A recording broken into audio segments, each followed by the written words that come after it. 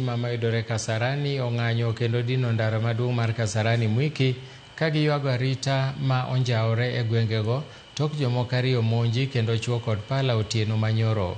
Jodak ywak ni njore medore ka juma ka jumbe ariyo mokalo jomoko bende nomonji monegi.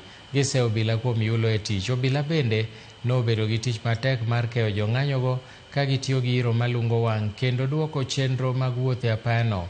Obila notamore loso wachno ka komachielo jodak mag Githurai 44 alwora mar Sonik bende ogolo ywak margi ne kambi stima mar Kenya Power kuom koso stima. Watu 10 wamekufa na mtu alikufa juzi ndio inafanya tukuje hapa. Ni Mburundi fulani aliuliwa hata bila makosa, alikuwa anaenda mjengo.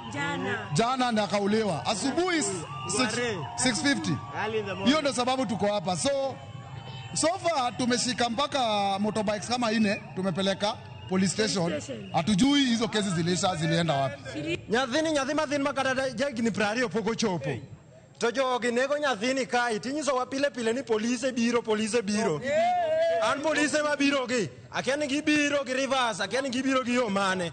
Nikech police station ni machiegni ka. To police gi pile kada an kaka jaus gas gibiro gi choko 50. Kionge go to ginyisi ni giluongo lori choko gigegi.